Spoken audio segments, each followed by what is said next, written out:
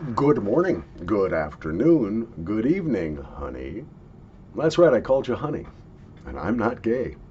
I'm happy, but I'm not gay. Well, except at surprise night at Boy Scout camp, but we're not going to talk about that. No, no, no.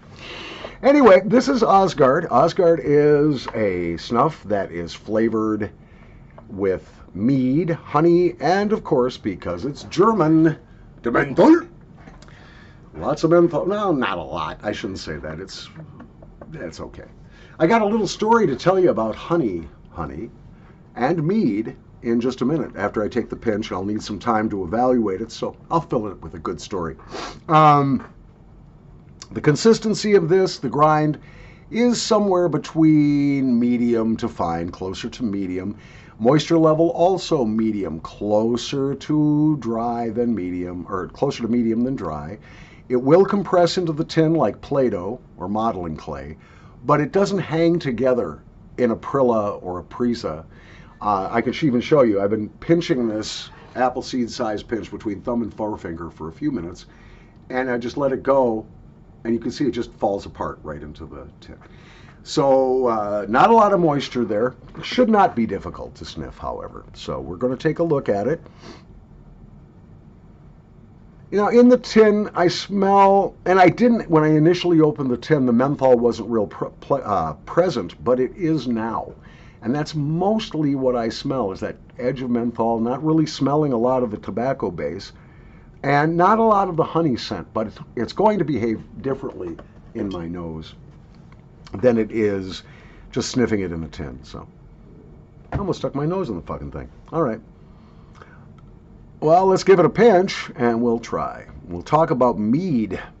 Have you ever had mead? Mead is, at its core, it's fermented honey and water. Imagine sort of like a beer or wine sort of process to make it, but it's, again, honey and water at its basis. Now, some mead makers add other spices or seasonings to mead. Some even add hops to mead, which I don't like. I don't think the two flavors go together very well, but some mead makers do. Do my apple seed size pinch off my boxcar. Here we go.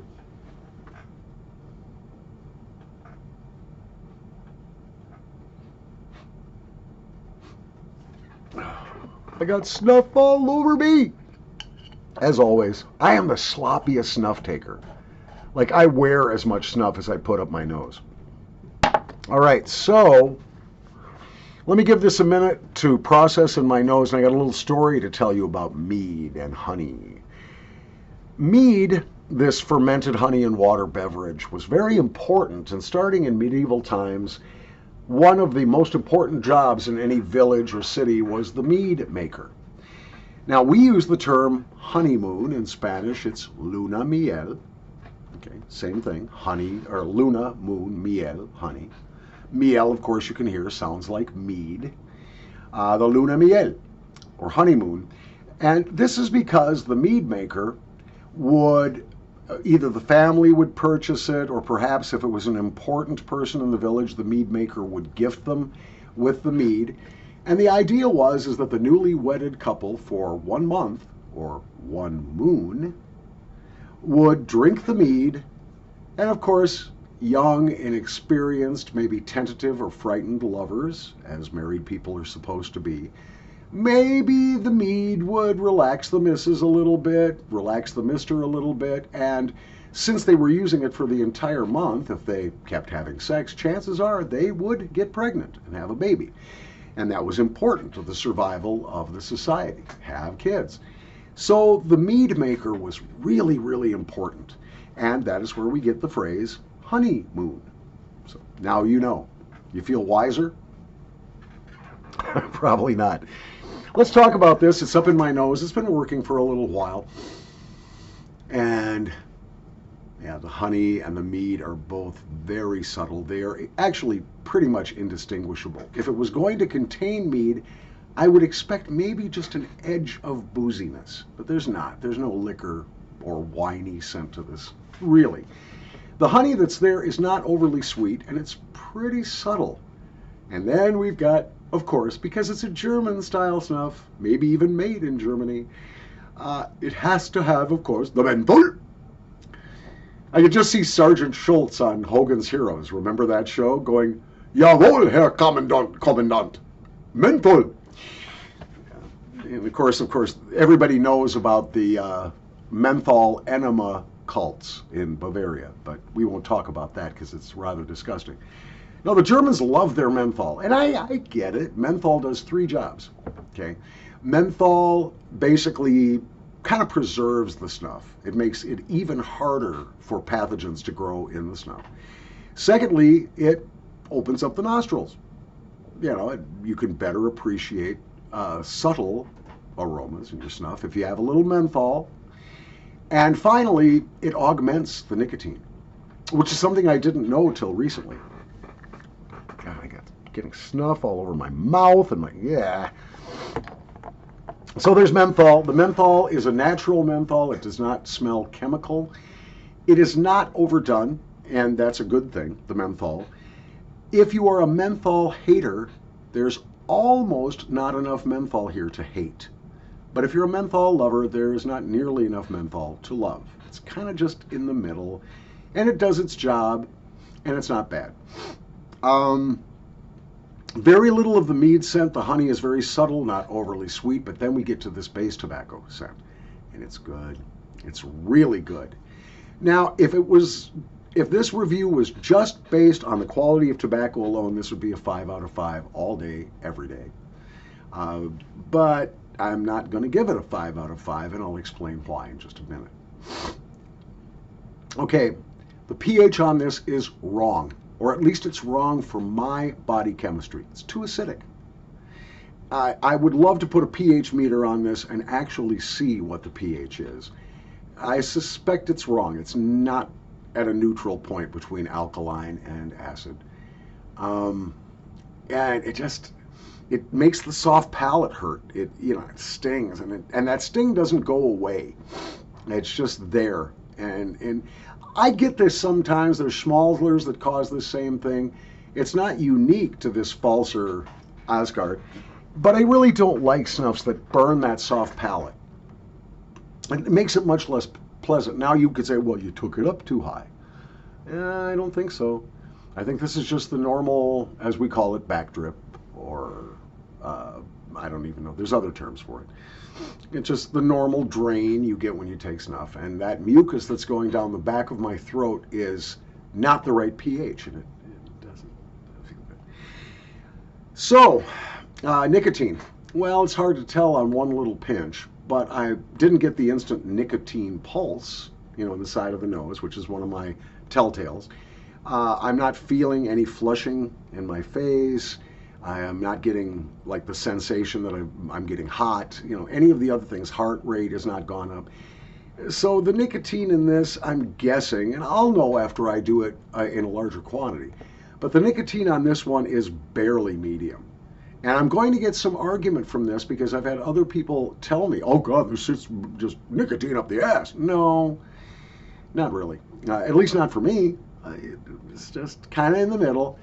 Now let's get to the squinty scale of quality, where 1 is disgusting and 5 is delicious.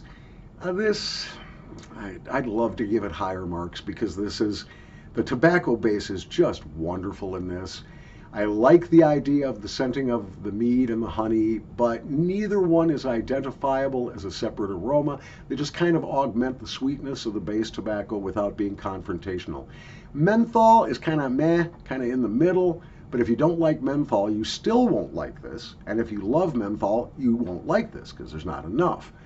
So in short, on the squinty scale, where 1 is bad, 5 is good, this is maybe at best a 3. And it's too bad because this tin is essentially 5 pounds, 5 English pounds, which in US money is a little bit less right now at the current exchange rate, a little bit less now than $6. And it's not worth it. It's not worth $6 a gram, or at least not to me. Now, I did love the first 3 PFALZERs I reviewed. I really liked them. But this one I was expecting a lot more of. And I think basically what this has done is just, maybe my expectations were unreasonable. Yeah, so I'm going to give it a 3 out of 5. You might like it better. Will I buy this one again? No. Will I throw the tin away or gift it to somebody that I really want to torture? No. I'll keep this. I'll probably use it over time. I'll probably finish the tin.